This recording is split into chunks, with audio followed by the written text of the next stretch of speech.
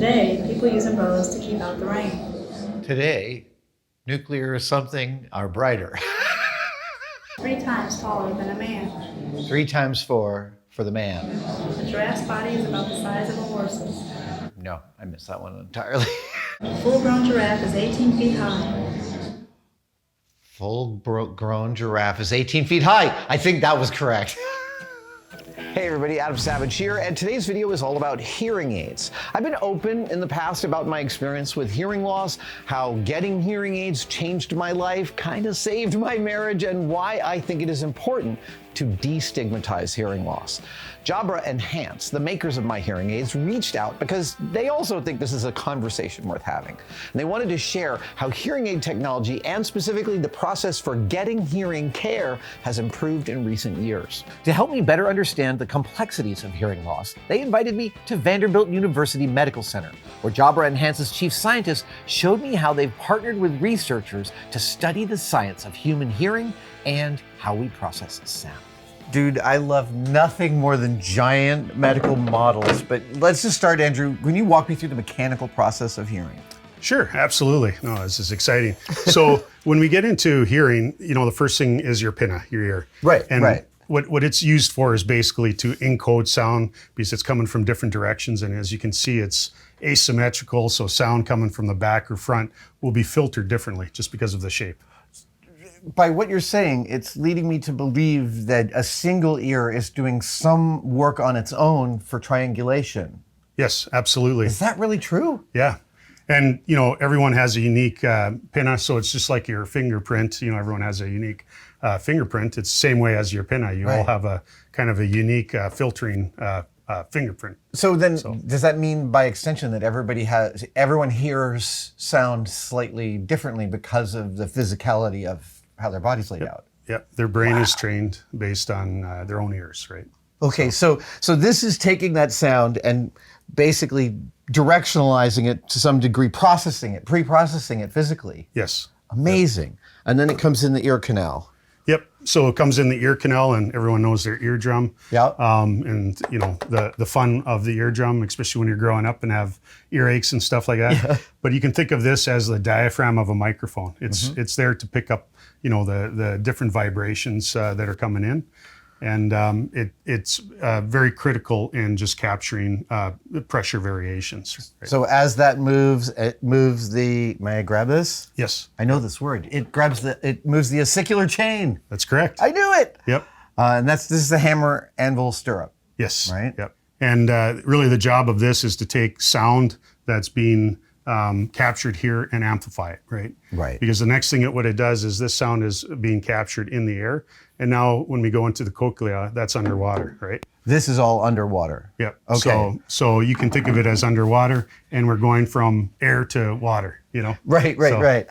And then this is where the brain this is the encoder for the brain's signal. Yep. Now it's just like you have an analog to digital. That's our analog to digital. We're taking an analog signal and we're encoding it into neural energy. Okay. So it's your A to D converter. Now, as we've been talking about this whole process off camera, the thing that I keep on coming back to understanding from the research you guys are doing is that physical chain of hearing is like only half of the equation. That's correct. Yeah.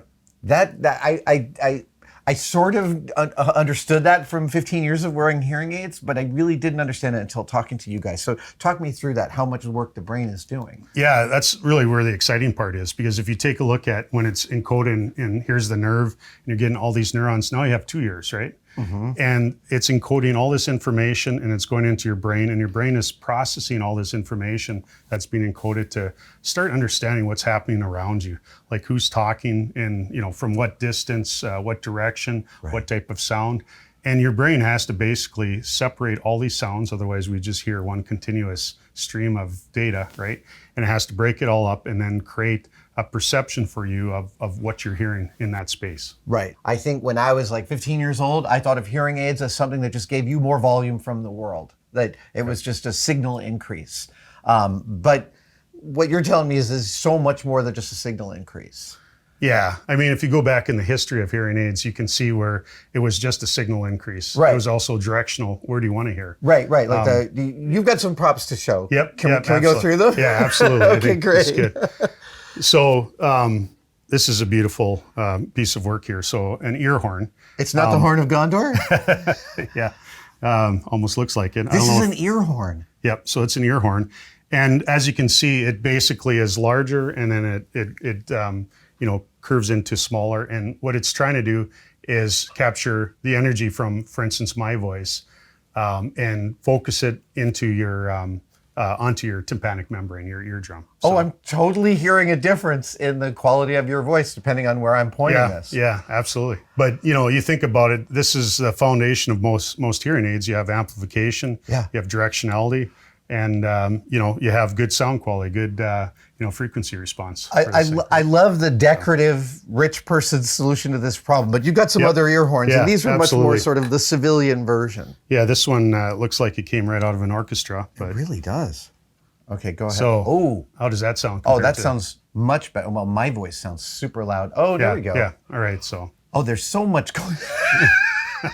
Sorry, my brain's going very fast because I'm learning a lot very quickly. Well, and obviously your own voice is really close to the opening, so you may get a different experience when you're talking. Exactly. So, No, I'm hearing way too much of myself here. Yeah. Is there a reason for the rap in there? I would assume at that time they're trying to minimize the Right, the not to have footprint, it right? way out there. Start poking people in the eye. And then you've with got the a longer ones. telescoping one we were looking at. Yes. No, this one is interesting, so I'll let you play around with that. So this one, I first picked this up and thought, is that a way that the sound gets processed? But no, it's just an extender. Yeah. It'll make should really be directional, should really pick up my voice, so. Very well. It picks Yeah. it up very well. So this is what people were walking around with for probably millennia. Yeah. I mean, that was a way Versions of to, this. try to get enough signal through this damaged system, right? Right. So your brain could get enough information to understand what was going on. Can we look at some of the early hearing aid solutions? Yeah, over here, and I'll just pull this out of the box here. So this is kind of cool. I mean, this is kind of a 40s style tube run hearing aid. Oh my God, look at that. Dude, radio tubes and this like clear bakelite matrix they're all sitting in. Yeah, and it's the fact that some of us who are old enough to know about tube technology, the fact that they can even run that in there is pretty amazing. It makes me wonder if there are certain stereophiles who are like, no, I only use tubes for my hearing. Might have a market. Dude, that's beautiful. Yeah. So this is like 1940s technology? Yeah, 1940s, and then you get more advanced and you go into transistor era. You get start going into the 1950s, and you look at this work of art here. Oh, this looks like a microphone for the hearing aid. So these were just signal boosters, these early hearing aids. Yep. All they were doing Absolutely. was trying to hear sound and amplify it for you. Yeah, you could probably get a little bit of EQ done in it, but very minimally. So then this is we're going into the 50s, but it's almost like we're going into 2020. Here's some glasses. Dude, they look glasses, like right? meta glasses. They've got the big... And the hearing aid is mounted right to it. Yeah. Oh, that's so cool. Would this have been, do you know, maybe custom molded to the patient's ear? Or I would guess, some of these would be custom molded, just the way they form to the contour of the ear. So these cat eyes are something else. All right. it's awesome. And then from there, we can get into different types of history of form factors. I'll just pull a couple out here. Look at this giant behind the ears. And when you when you think of the pocket ones, you can hide them, Right. and it's relatively small. Yeah. And then you get the kind of the giant ones, and again, people are still self-conscious about something that size. So there's a lot of popularity going into in the ear that are customizable. That they had to take ear mold impressions. So this is an early inner ear, in the ear. So this would be so this would be in the ear, and this would be later on a newer technology that's in the canal All the way in. type. Yep, and that the goal, of course, is just to make it more hidden. Yeah. From that. And then when you take a look today, I mean, there's definitely been a paradigm shift on the technology. These are what I'm wearing right now. Now we get rechargeables. They're wireless. They communicate with each other wirelessly. They communicate with your cell phone, and the technology is really advanced. That's beautiful. And still, miniaturized and hidden behind the ear, and a very small footprint on your inside your ear too. All right, so between these executions and these modern executions, there's so much work being done, not just in the form factor and not just in the volume. Can you walk me through the research you guys are doing to help people hear better? Yeah, absolutely. I mean, it's really evolved in the last 20 years. So I think one of the big things, of course, was how communication has evolved, being wireless. And so how do we get the hearing aids to wirelessly connect to each other and then to external devices? So something to explore there. Another thing is we do have two ears. We have the human brain. The human brain does amazing things. How do we use that more in the equation? I mean, at the end of the day, we only have so much processing power up at this level. So how do we use what we can at this level and then start combining some of the brain power in our solution, creation? So it sounds, your early part about talking about the brain, you were saying that it's doing its own signal processing. Are you learning from doing research on how the brain processes sound, how to give it less, but more specifically what it wants? Yeah, I mean, hearing science, which is part of neuroscience background, is really about studying the brain and being inspired by what it does. And, our mechanical mechanism here is just basically disrupting our signal. But the brain itself is healthy, and the mechanism there is quite healthy for most people with hearing losses, right? So, the more we understand what the brain does, which is like a 6 petaflop system, the better we can utilize it, So you're talking about taking some of the processing off of the hearing aid and giving it back to the brain where it naturally resides. Yeah, absolutely. I mean, at the end of the day, it creates our perception of what happens around us, right? Is there a set of experiments that help for you illuminate how much heavy lifting and plate spinning the brain is doing while it's trying to process this signal? Yeah, I mean, most of the time we've been using behavioral tests just to understand how well people do with some of our algorithms, like doing a hearing and noise test, things like that. But some of the other things that we're going to maybe show you and actually get you involved in is how do we get a peek at what's happening in the brain? We know that neural energy is being encoded by our hearing mechanism out here. And this encoded neural energy goes into different centers in the brain. So can we find ways to measure what centers are lighting up and what activity is going on? So you're watching the brain process in real time to try and understand how it's doing what it's doing. Yeah, and it's just one of many things that we look at. Yeah. There's another thing that we'll show you that has to do with the biometrics of the body. For instance, how do you know what you want to listen to? The brain will decide that for you, but the hearing instrument doesn't necessarily know. So how do you get the hearing instrument to optimize to the needs of the brain for that given listening moment? If you were to give me a percentage of total knowledge of how the brain is doing its process, which I know we're nowhere near, and zero knowledge, where are we at? Are we at the 15% mark, the 50% mark? What do you think?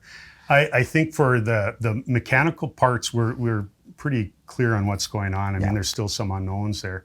But for the neural part, I think we're just scratching the surface still. So I would, I don't even know if I could put a percentage, but for myself, I feel like I know about 15% of what's going on. And there's a lot of hidden treasures there. All right, can we see some of these labs? Yeah, absolutely. Let's go and check them out. Excellent. All right, if you just come in and have a seat. All right.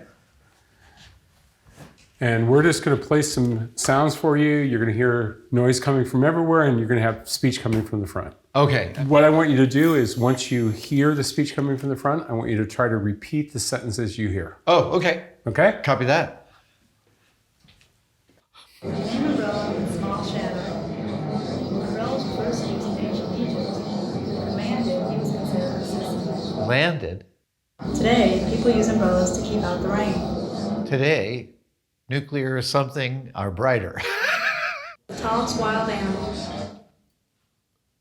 Some wild animals. 3 times taller than a man. 3 times 4 for the The man. sunshades are called parasols. Relative use of sunshades involves the use of parasols. Full-grown giraffe is 18 feet high. Full-grown giraffe is 18 feet high. I think that was correct. The giraffe's body is about the size of a horse's. No, I missed that one entirely.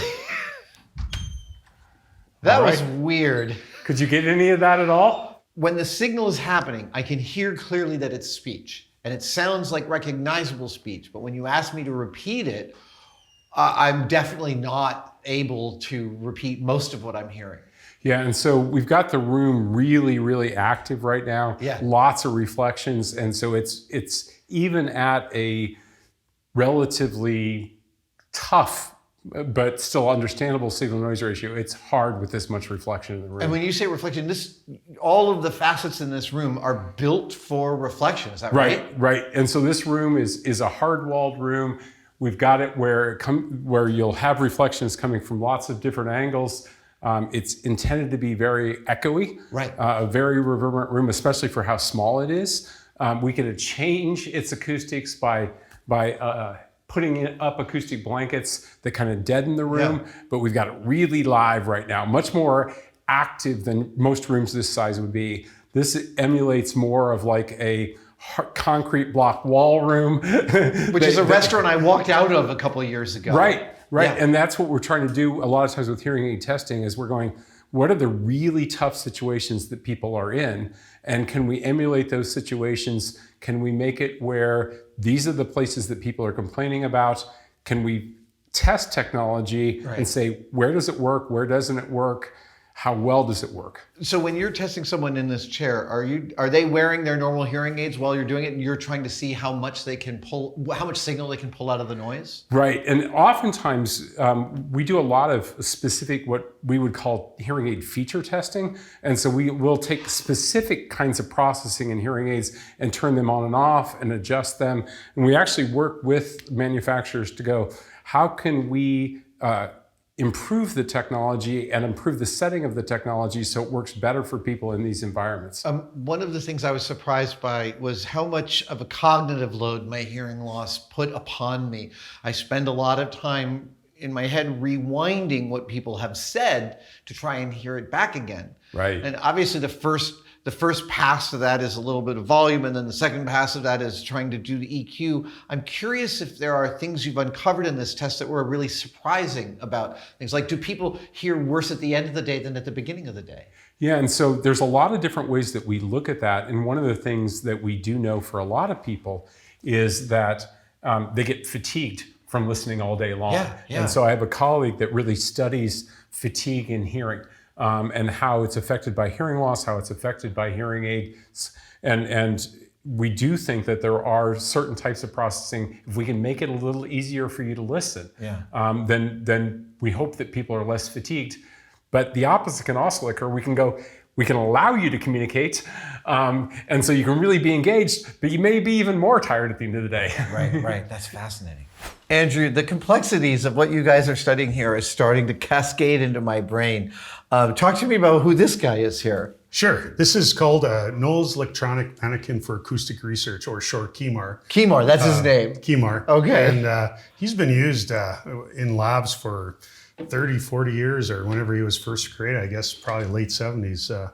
Actually forgotten exactly when he was, but he's been used worldwide for many things. Amazing. And what is he used for studying? Sure. In this case, when we don't want to, put a person through, hours of testing and stuff like that, and we want to just test electronics and acoustics, what KEMAR does is he basically replicates everything that is mechanical. So you have ears that can be replaced, different size ears, neck rings for neck length, and inside this kind of replicates a little bit of the middle ear impedance. So it kind of mimics or emulates your middle ear in terms of the impedance of sound. Is he able to wear hearing aids and you can see how he responds to them? Yeah, so here, I'll just show quickly here. You have the open canal and the mic is on the other side. So you just couple it this way and just drape it over top, and you're set to record and put him through all sorts of nasty things that you wouldn't want to have your fellow man encounter. So I just got a small taste of what you guys study in this room. How does KEMAR help you understand what I went through here? Yeah, so hearing in noise, as I mentioned once before, is the number one problem people encounter with hearing aids, especially, and that's why they get them.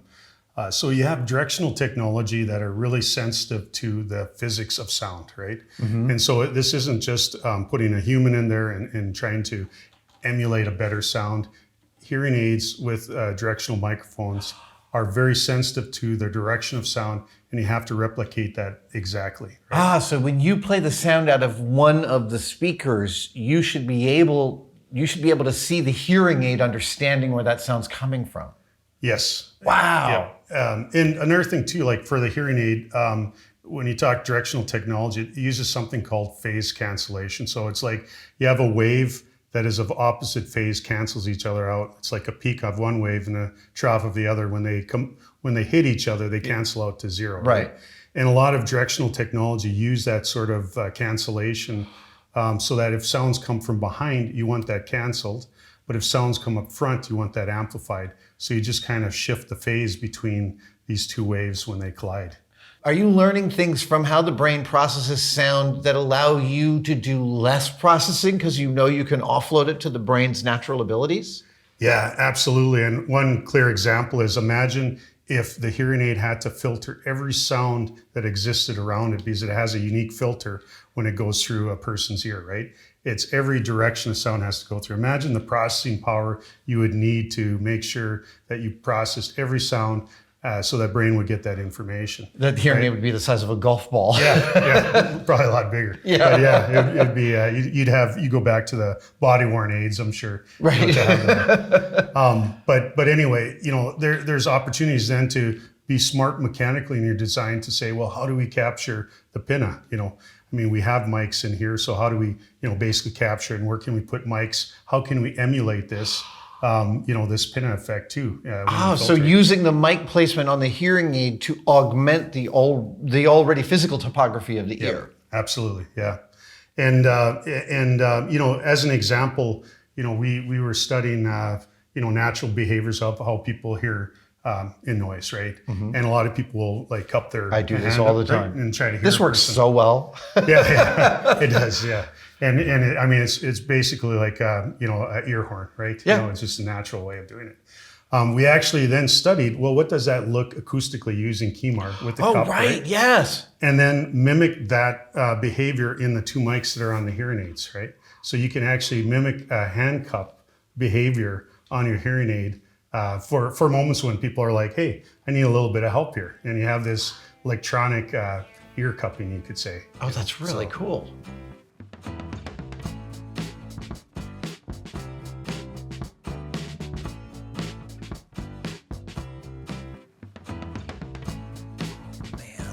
I love a 2.5 foot thick door. Hey, it's a powerful door. All right, Todd, tell me where we are. We're in our anechoic chamber. And so an anechoic chamber is intended to be a room that essentially absorbs echoes. Absorbs almost all possible echoes. Right, and also really isolated from sound in the outside. And so if you really want no echoes in the room and you don't want sound from the outside to come in and affect what happens in the room, you really need an isolated room that also absorbs echoes. So we're in a box that is inside the box of this building, and it is isolated from it.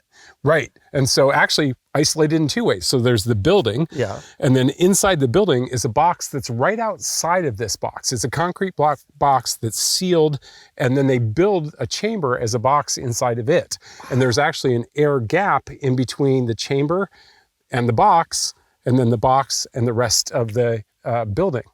The concrete block box also sets on vibration dampening risers that allow even the minor vibrations not to be transferred into the room. There's another aspect to this room that I found really maybe the most surprising to me, which is that I always expect an anechoic chamber to be in the basement. And the ones that I have visited have been, but we're on the next to top floor of this building. That's right. And it's one of the things that we really talked to the company that built this chamber for us about, well, they're almost always in sub-basements, and they bring up a really important point, which is if you're in a sub-basement, it's great. You're isolated from sound, but you're not isolated from vibration. And from the conductive sound of Earth. Right, and one of the biggest issues is actually things like semi-trucks and trains. Of course. Which can set the ground into vibration, set the room into vibration. Well, I mean, one thing that occurs to me as soon as I walk in here and we start conversing is how much of the world my brain is assembling from the reflection of sound. Right. It tells me what size room I'm in, what it might be made of, how many other people might be in. I'm picking up all these other cues. And when I walk in here and you started talking, it was like a perfect speaker in a perfect blank space, right? It's just one source. Right. And the other thing that I find when I get in here is I start to raise my voice because we're used to that energy being built in from all the reflections. And before I continue, I just want to explain for the camera that we're not modifying the sound. And unfortunately, it's going to be really hard to communicate to the audience just how weird it sounds in here. But we're also standing on a sprung floor. We are. A lot of the cheap builds of an anechoic chamber do things like trying to pick up the reflections and absorb them in the walls and maybe in the ceiling, but many of them are done with hard floors. Right. And so to really make it anechoic, you actually need to put the sound absorbing cones below you as well. And we're not looking down at a reflection. They do, they look like a mirror. It really kind of does because of the screen to catch things from falling through. But it's actually about 7 feet down to the cone tips below us, which are just like the cone tips on the ceiling, except they're pointed up. So before you had the net, did you have to use like a broomstick with chewing gum on the end to go get the stuff you dropped? In the older chambers, that's exactly what we do. And so this one was actually manufactured with the net under it because you learn over time. I love that. It's really hard to clean these cones. So I would imagine. Okay, so what kind of research do you do in here? What does this room help you test?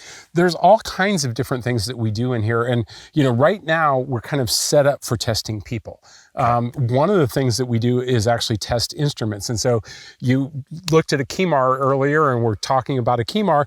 We will put a Kemar in here and move him around, put instruments on it. We can do tests and we can look at very precisely how the instruments react to sounds coming from different angles, how they can attenuate, how they work with the sound in an acoustic basis. And under much more controlled conditions because you no longer have the noise floor of reality. You can go way below that. And it's not only not having the noise floor, the sound is coming from the source. And so sound always hits walls and bounces back, so it's not coming from the source. Here we can very precisely control it's coming from that angle only, and we can control where the sound's coming from. Okay, so what is the test here with people? It looks like there's about 60 or 70 speakers set up here. Yeah, and we've got 66 loudspeakers set around here.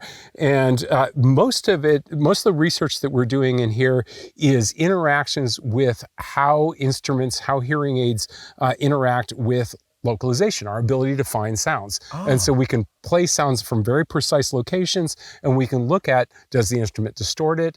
Can the person do that?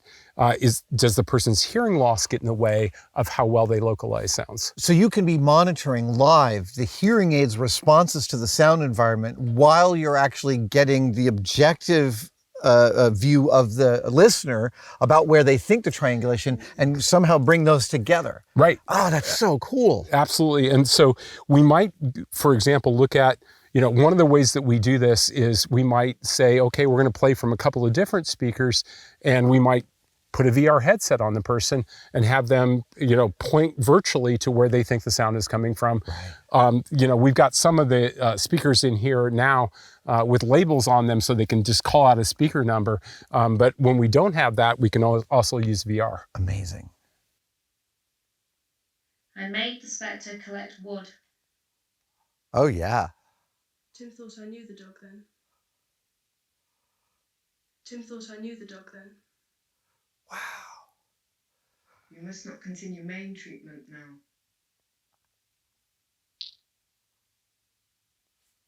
A lot of reverb. You must not continue main treatment now.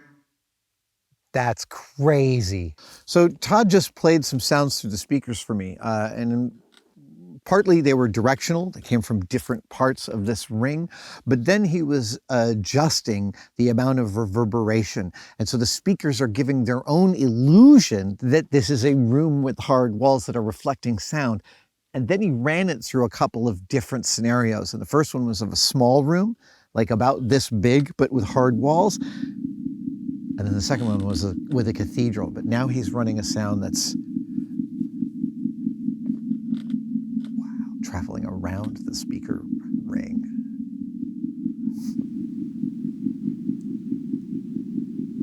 That was crazy. That was really crazy. I specifically felt movement. The illusion. So did you was get the really, full that Star was Trek crazy. effect? I totally felt movement. Todd, I've always wanted to be in an anechoic chamber in the dark, in the silence. Could I have like 6 or 7 minutes in here? You bet. Amazing. All right. Oh, this is cool.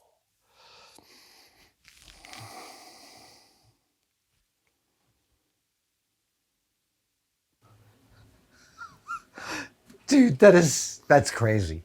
I love being in there. Someday I want to come back and try the 45-minute challenge. Yeah, absolutely. Okay, so Andrew, talk me through, I've seen so much interesting research into the interface between the world and our ears and our brains. Bring it all home to me. How do you guys take what you're researching and learning here and getting it into the things I'm wearing behind my ears? Sure, yeah. Well, as you saw, you got a whole bunch of different types of tests run on you. We've talked a little bit about technology. We talked about the ear and the mechanics and how we solve that problem. We talked about the brain and how we kind of include the brain in this whole solution. Kind of our last challenge and how we put it together is the human-computer interface. We have the machine, we have human. How do they work together? You know, how do we get them talking? And you know, some of these environments here are perfect places to test this. But what we actually do is we start looking at, well, what type of senses does the machine have? Right now it has a microphone, right? Yeah. But what other senses can we start exploring, biometric senses that it can read? Oh, so you're thinking about more than just the sense of sound. Yeah, exactly. So there is, you know, there's senses, whether it's how you turn your head, just where your head position is. You can think about when you're struggling to hear someone, you lean forward. Right. Could we detect this lean forward motion? Oh, wow. as And an the leaning example? forward may change the profile that's necessary to... Absolutely, yeah. The stress of the situation, you know, how is your skin conductance? What about pupils? What about heart rate? Things like that, all these biometrics that could be, you know, analyzed, and the machine can actually help support and think, you know, how do you normally behave? What are some of the behaviors you have? That's totally amazing because our brains are already doing this all the time. You're just asking the computer to pick up some of that cognitive load and put it into our ears. Yeah, absolutely. And you can just think from a development standpoint, this is what our prototypes look like. And this isn't a Halloween costume, No, right? no, This no. is a real test platform. Yeah, and sometimes you don't know what sensors you have, so you explore a bigger space than you might put into your product. Right? Well, and a lot of these look like off-the-shelf microprocessors. Yep, absolutely. So it must be much easier to prototype today than it was 20 years ago. Yeah, it is. It really is. Yeah, you know, Raspberry Pi and, you know, companies that are making all these cheap accessories. It's amazing what you can put together in a short period of time. You know, and then these guys. All of this electronics, all of this processing has to make it into. Yep. And it gets into something like that. Yep. That's like smaller than the volume of a sugar cube. Yeah. I think my big takeaway from traveling around this facility today is the clarity of how much work our brain does to put sound together for us to understand it. Completely agree. It's an amazing invention, the human brain. You know? Thank goodness for it. Yeah. And it makes engineers' jobs easier and neuroscientists' jobs interesting, you know. Right, because you end up learning so much about the evolution of how we develop sound, I'm guessing, from watching how we process it. Yeah. I mean, at the end of the day, everyone, when they struggle with communications, we all have our own coping mechanism. We could just say, yep, we could, you know, lie through it. We do a lot of things, but we all have our, you know, different sets. Technology, if we can use technology to help us instead of have technology rule us, we use it as an aid to help us. You know, it just needs to understand those coping mechanisms and silently in the background work to eliminate them. It gets you to, like, the Turing test for artificial intelligence. Yes. It's the Turing test for normal hearing, right? How do we get you to look like a normal hearing person? you are actually making the world a better place for people to communicate with each other. That's a really, that also has sunk into me today, that everyone here is part of that team of like, we just want everyone to be able to hear each other. Yeah, and like, you know, Vanderbilt, we're here, they're a close partner. We have 19 other partners worldwide that we're working together on this problem to try to solve it. And it's just, you know, it's really awesome to just work with such brilliant people, you know, and just keep life exciting. Andrew, I can't thank you enough. I've been wearing hearing aids for a decade and a half, and I've learned so much today. Thank you so much for being my guide. I appreciate you being here. Thank you. Absolutely. Thank you so much to Jabra Enhance for making today's video possible and for their insights into the science of hearing technology. I'm a beneficiary. Find more information about Jabra Enhance Select hearing aids by following the links below.